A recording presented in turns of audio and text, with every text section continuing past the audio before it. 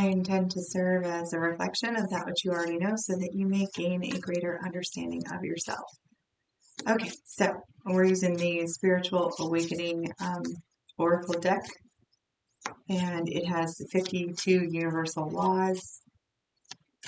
It's a little more complex, I think, but it's utilizing the laws, universal laws, to enact stages of manifestation and therefore enact creation. Okay, so I didn't even have to ask. Oh, I love this. The Law of Oneness. Release the need to make anyone wrong and unify with your truth. Yeah, it reminds me of a crystal ball. All right, so we are going to read this from the book.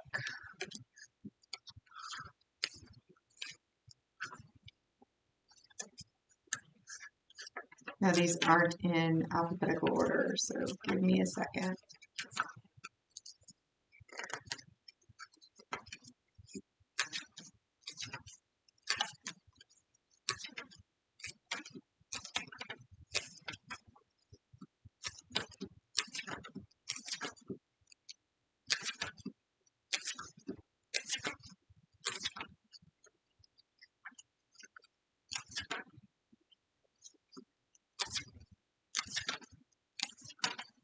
I think I might do. I think I might actually write numbers on the cards.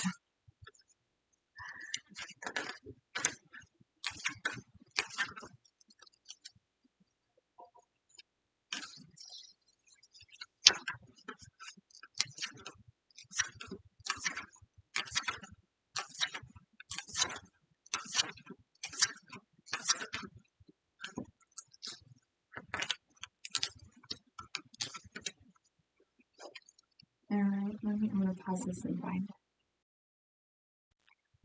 It was literally the second page. Okay. Release the need to make anyone wrong and unify with your truth. There is one presence, one mind, one spirit, and one life source, which is divine love. This law unifies all people, places, and things. It is the interconnectedness of all life, past, present, and future. You are energetically unified with all of life. Your individual conscious mind is connected to the subconscious mind, which is one with the subjective mind. The subjective mind is one with the collective consciousness and the cosmic consciousness. You are both the divine individual and the universe, co-creating in the most brilliant way. Unity is your nature. So, to awaken the oracle within, release all thoughts of being separate and divided. Let go of reacting, pushing people away, and making anyone wrong. It is time to shift perspective and focus on the actual essence of who you are. You are a divine and powerful spiritual being, capable of creating the life you love. By drawing this card, it indicates that you may be yearning for love and connection. Your higher self desires to heal any feelings of sadness or loneliness.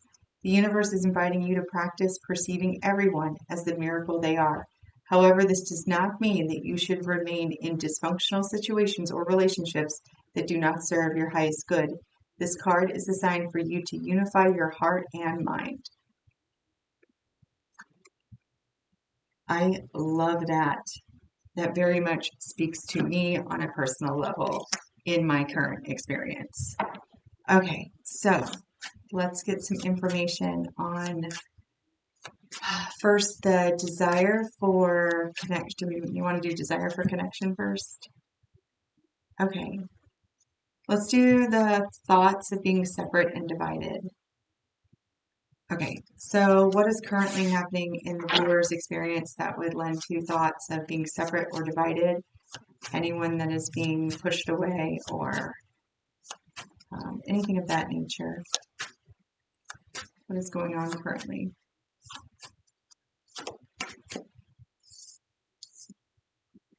We have a Page of Swords and a King of Pentacles. Okay. And a King of Swords.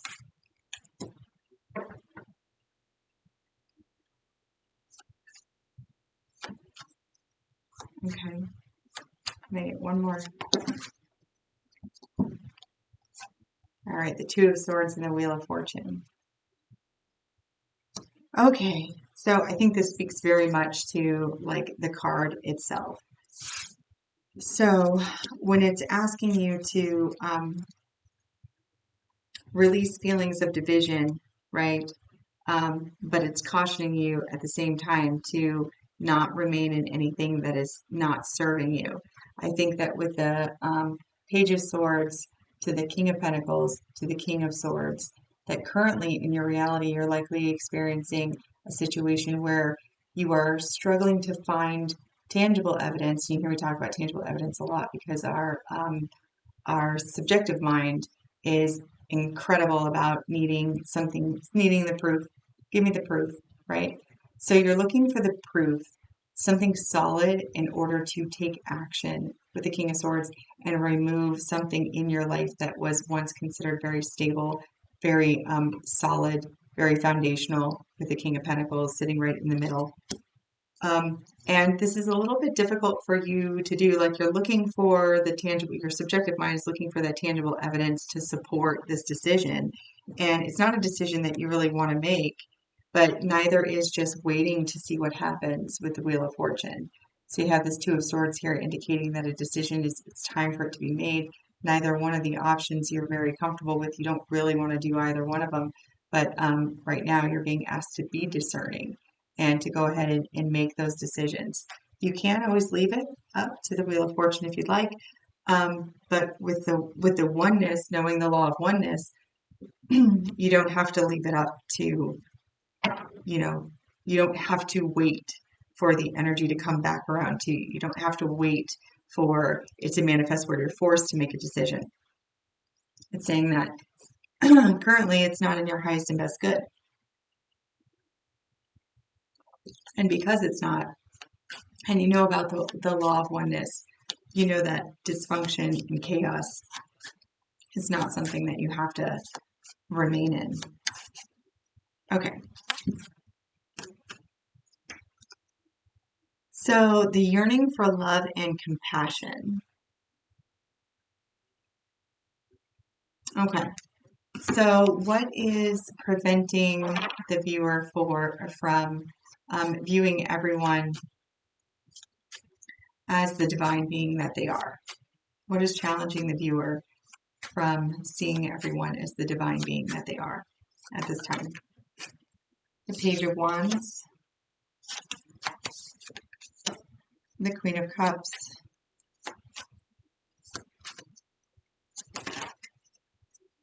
and the Nine of Wands, and the Two of Wands to the Nine of Wands. Was there another card that flipped? Yes, and the Seven of Cups. All right.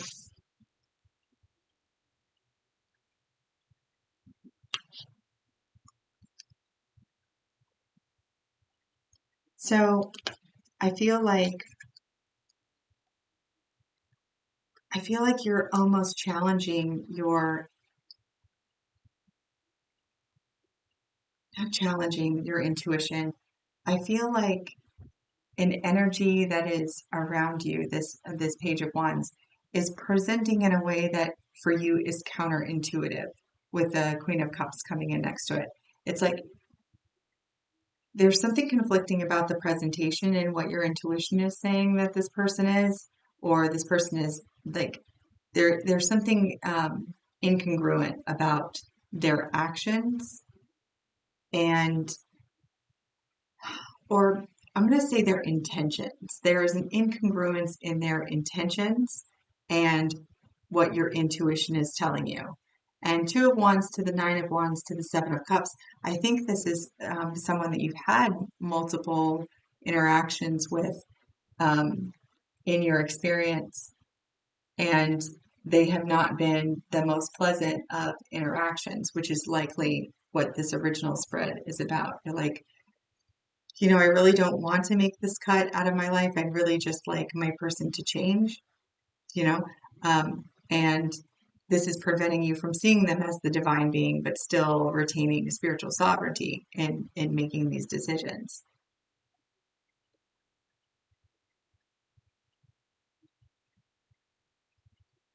And even with the Two of Wands here, I think the Two of Wands, the energy of that is actually asking you to look at the experience of it as it relates to what you have actually endured in this.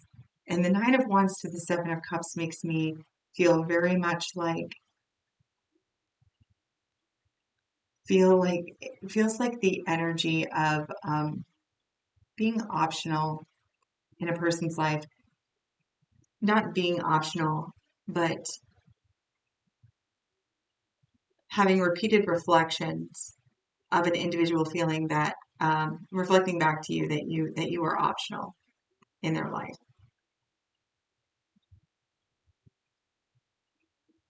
I feel like this person is saying that they have intentions that are not in alignment with your intuition.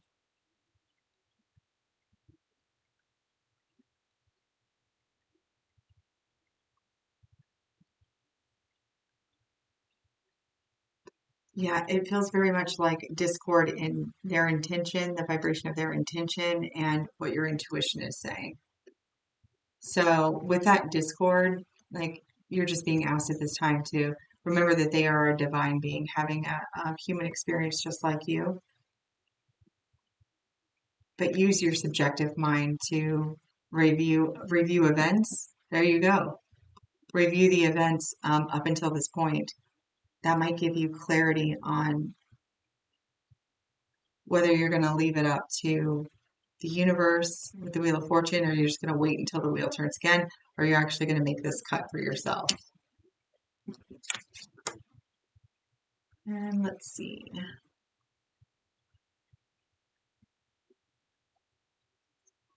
Unify your heart and your mind. Okay, remaining in dysfunctional situations or relationships that do not serve your highest good. Can you tell us more about that? Any specifics, any information? The Seven of Wands. Anything else? The High Priestess. Oh, the Five of Swords. Okay, the Seven of Wands to the Five of Swords to the High Priestess.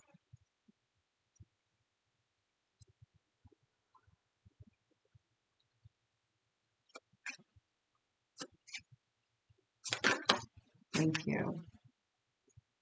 You have the High Priestess, the Hierophant. That is a really powerful Ten of Wands at the bottom of the deck. Wow, you have the two highest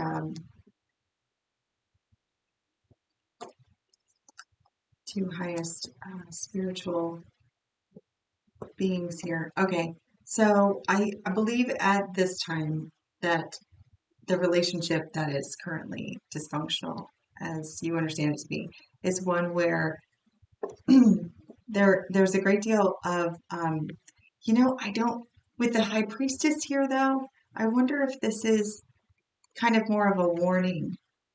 Like you're defending this very burdensome, dishonest relationship or situation that you now know the truth about it. Knowing the truth allows you the opportunity to actually reach your goals now that you know about it. That defending this is actually like a form of self-sabotage, holding on to it, defending it, um, holding it together. And I think that you might be holding it together because of definitions, because of what your definition, what your belief is about the relationship.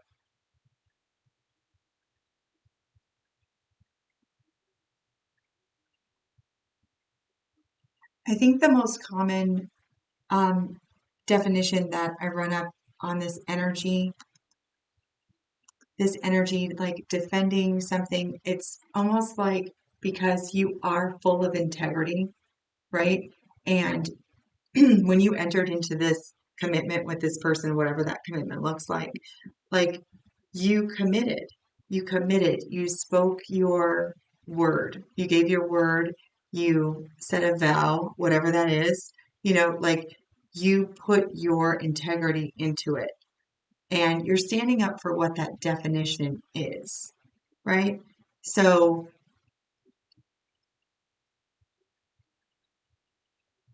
I feel like this is being committed in a way that is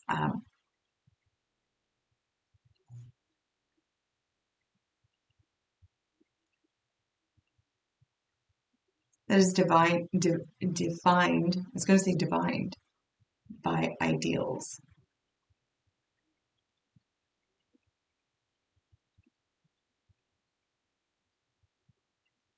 I think it's defined by your ideals, right? So an example of that might be like you're married, right? And you took vows, and this is not a relationship that is in your highest and best good, but because of the commitment and definitions, you are hesitating. You're waiting for, I feel like the Wheel of Fortune in this case is kind of like waiting for somebody else to make the decision.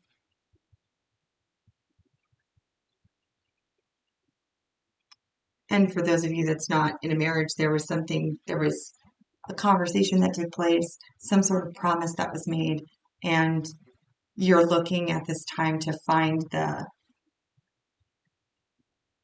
clause with the Page of Swords that breaks the contract that you created, kind of like within yourself.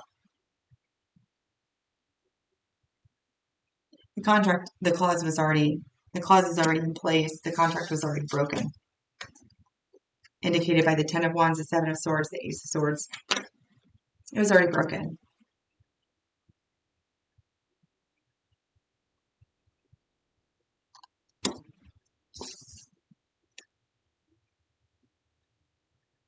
I think this is, you know what this Law of Oneness says? Release the need to make anyone wrong and unify with your truth.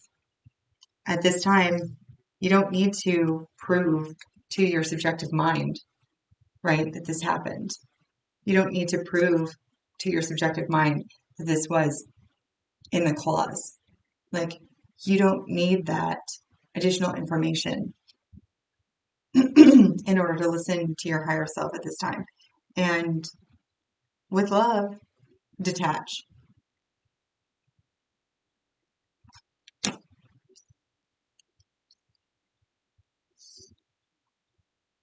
And there's a part of you that really understands that this is the perfect time to do this. It's the perfect time to stand in your power.